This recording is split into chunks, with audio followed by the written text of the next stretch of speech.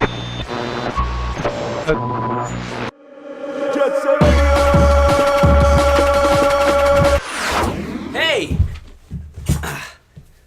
What up, everybody? I'm Jon Bear, and today I'm gonna talk about Jet Set Radio.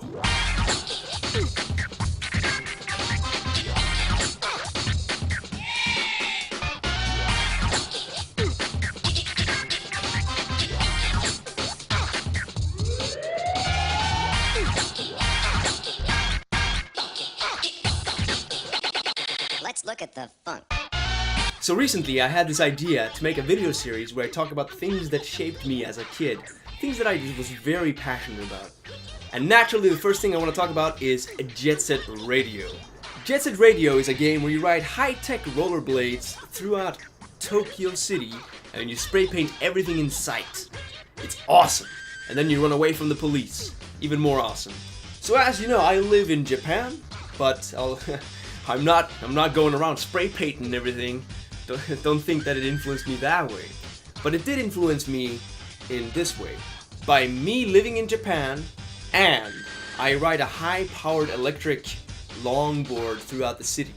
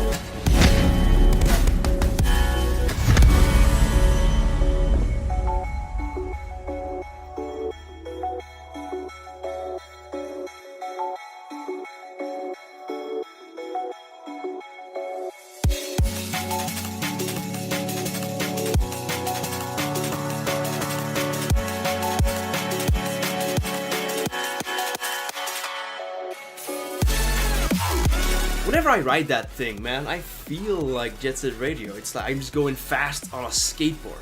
It's not quite rollerblades, but it's kind of similar. I think Jet Set Radio is the game that kickstarted my overall fascination with Japan. And somehow I found myself living in Japan. It's quite crazy when you're tracking things back and wondering how you got here. Growing up as a kid, man, I loved video games. I played a lot of video games. My family was always moving around, so I always had to make new friends. And not only that, but also learn new languages. I lived in Sweden, Norway, America, Iceland, all over the place. Every time I got to a new place, the easiest way for me to bond would be through video games. And so I played a crap ton of video games, and Jet Set Radio Future is definitely one of those games where I could bond. It's one of those games where you can pull your friends home and say, hey, you gotta check this out. It's not a mainstream game, it's not something most people have heard of, and then you show them this game, and it's just like, whoa. You can make your own graffiti, you can ride around Tokyo, escape the cops. It's just a good old time, you know? As for the story in these games, I mean, the story is just whack. It makes no sense. It's all about like some mafia conspiracy where they control the government and they want to use some demonic rituals to summon some demons for absolute power. It gets a little ridiculous.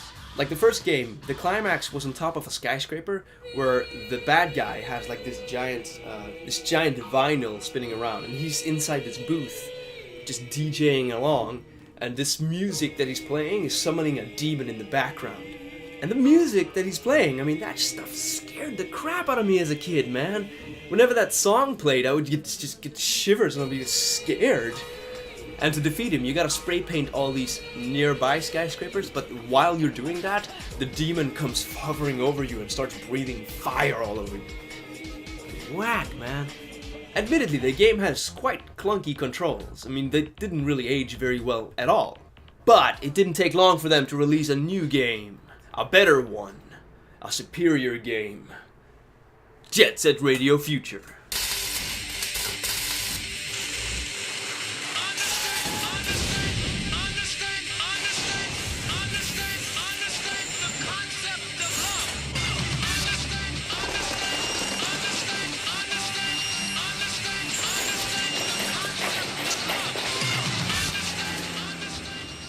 Jet Set Radio Future had everything I ever wanted. It's so incredibly massive. This game just doesn't stop giving. It's so huge. The first game didn't have linear levels, but they were designed in a way so that there was always one very specific way to go through the level to be the most efficient. And because the game had a time limit, you felt compelled to always take the most efficient route. There was very little exploration to be had with the first Jet Set Radio. With Jet Set Radio Future, however, they removed that stupid time limit, and now you can just go and explore as much as you want. Not to mention, the game is just chock full of secrets and Easter eggs. It's insane. The character roster is also expanded by a couple of hundred people. Now the setting is in Tokyo, but Tokyo in the future. This game made me determined to go to Japan someday. I was hoping to see all these crazy things in Japan. Riding a high-powered electric board throughout Japan is not the only way that Jet Set Radio Future has shaped me. The game has an amazing soundtrack that makes me want to dance, but a lot of the tunes are also just so whack. The lyrics to these songs make no sense whatsoever, but that just makes them more awesome. So Jet Set Radio really made me want to go out to the internet and explore and find these funky tunes everywhere, you know? It made me a big fan of SoundCloud, where you can find all these crazy artists putting out weird mashups and stuff like that. I really don't know what else I could say about Jet Set Radio other than just go play it. The first game didn't age really well, so I would recommend Jet Set Radio Future, but Jet Set Radio Future is really hard to play these days because it came out on the Xbox, and only the Xbox. Here's hoping they release it on PC sometime soon. Thank you so much for watching. I'm Jon Bear, and if you want to see more from Japan, that's what I make videos about. Between you and me, my goal is to make the best videos in all of Japan.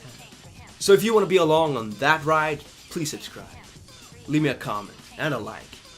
Tell me how you found the video. Have you played Jet Set Radio before? Do you like it? Tell me in the comments. I would love to hear it. Again, thank you so much, and I'll see you in the next video. Bye bye.